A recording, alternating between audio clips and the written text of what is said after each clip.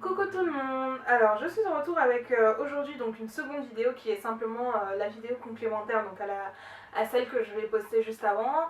La vidéo donc qu'on va enregistrer tout de suite, bah, c'est simplement le Big Shop, comment réussir son Big Shop. Alors, le Big Shop, qu'est-ce que c'est? Je vais commencer donc par la petite définition. Le Big Shop, c'est simplement le fait de couper ses cheveux défrisés, curlés, abîmés, enfin peu importe, pour repasser au naturel. On appelle ça un Big Shop, qui veut dire en anglais une grosse coupe, on va dire.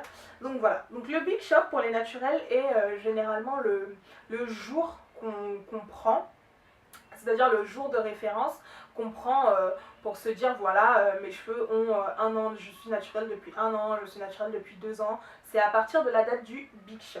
Donc Big Shopé, pourquoi Big Shopé? Simplement parce qu'un cheveu qui a été défrisé, qui a été curlé ou autre, etc., n'a pas ne redeviendra jamais naturel. Donc pour repasser au naturel, il faut forcément soit couper ses cheveux, soit les laisser pousser un petit peu plus longtemps, faire une transition, donc c'est la vidéo précédente à celle-ci, où j'ai tout expliqué, soit alors Big Shopé.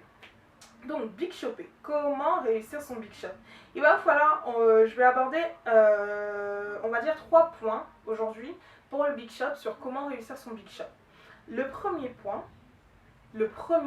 qui est donc le point le plus important, c'est ne vous forcez jamais à Big Shopper. Jamais.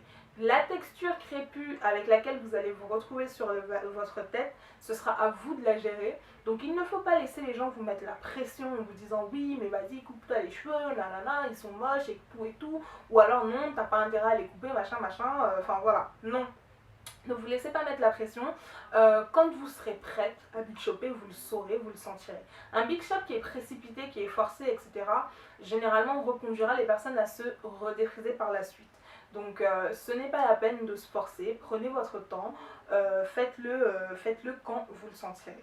Donc, le second point, qui est donc aussi très important, pour Big Shopper, il vous faut des outils. Il vous faut donc un peigne et évidemment, il vous faut des ciseaux. La paire de ciseaux, c'est l'élément le plus important. Je vous conseille, si vous décidez de le faire à la maison et pas chez un coiffeur ou autre, d'aller vous acheter une paire de ciseaux que vous ne réserverez que dans ce but-là, que vous n'utiliserez que dans ce but-là, à savoir vous couper les cheveux. Pourquoi? Des ciseaux abîmés, c'est des ciseaux qui vont forcément couper les cheveux de manière pas très correcte et qui vont donc en plus de ça vous abîmer les cheveux. On déconseille d'utiliser ces ciseaux à cheveux pour faire autre chose, à savoir couper du scotch, couper du papier, couper machin, parce que ça vous abîme les ciseaux et ces ciseaux-là, après, vous abîmeront les cheveux. Donc il vous faut une paire de ciseaux neuves que vous n'utiliserez que pour vos cheveux. Ne vous inquiétez pas, vous ne l'utiliserez pas uniquement pour Big Shopper, c'est un peu con. Vous l'utiliserez un petit peu plus tard aussi pour vous couper les pointes ou des choses comme ça. D'accord? Donc, ensuite, le second point, c'est qu'un Big Shop, ça se réalise sur cheveux mouillés. Pourquoi? Simplement parce que c'est le seul moyen de véritablement faire la différence entre vos repousses et vos cheveux défrisés. Une fois que les cheveux sont mouillés, vous allez voir les petites queues de rat là qui pendouillent, c'est les cheveux défrisés. Et vous avez donc votre masse touffue, crépue et tout au niveau des racines qui sont donc vos repousses. Donc à ce moment-là, vous pourrez couper, c'est beaucoup plus facile, surtout si vous le faites à domicile. Vous pourrez mieux voir à quel niveau vous pouvez couper, etc. Si vous voulez couper un petit peu plus, un petit peu moins, c'est à vous de voir. Et enfin, le dernier conseil que je vais vous donner, c'est simplement, avant de Big Shopper, de disposer tout autour de vous tout ce dont vous aurez besoin. Vos produits, vos accessoires, à savoir le peigne, les ciseaux, mais surtout des accessoires pour ornementer votre petit afro ensuite, peu importe le temps durant lequel vous avez transitionné ou pas d'ailleurs, parce que si vous Big Shoppez et que vous décidez de raser à ras, disposez autour de vous donc vos bandeaux, vos chouchous, vos barrettes, vos foulards, etc. Tout ce dont vous pourrez avoir besoin.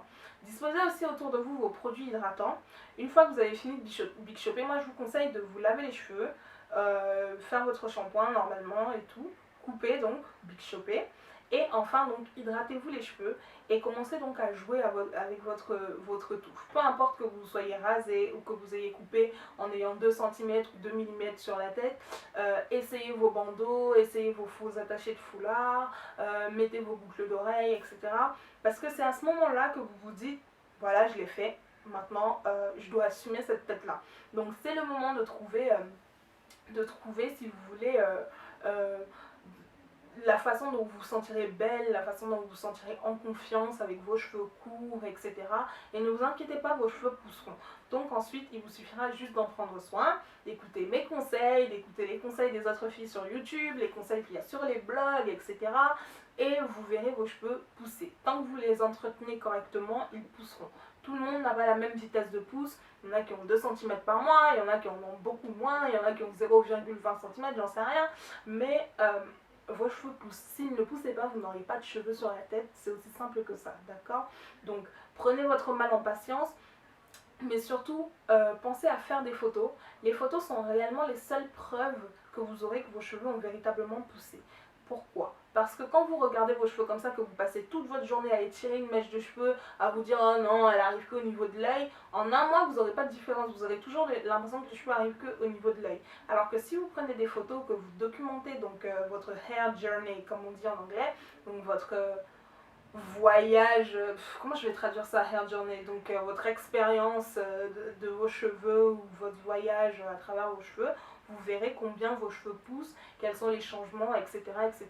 Et vous pourrez le documenter, faire une jolie vidéo ou un joli diapo que vous pourrez regarder ensuite en vous disant ah bah tiens, quand je les ai coupés, ils étaient aussi courts que ça. 5 ans plus tard, ils vous diront waouh, je m'en rendais pas compte. Voilà.